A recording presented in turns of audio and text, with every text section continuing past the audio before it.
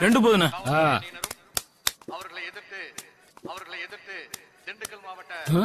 எங்கடா புரோட்டா?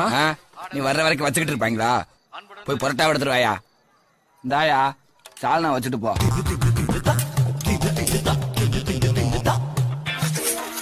ஓகேவா? ஊத்திரு.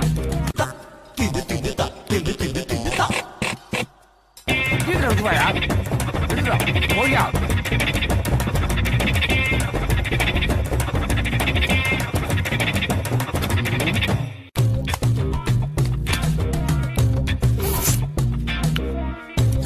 போதும்.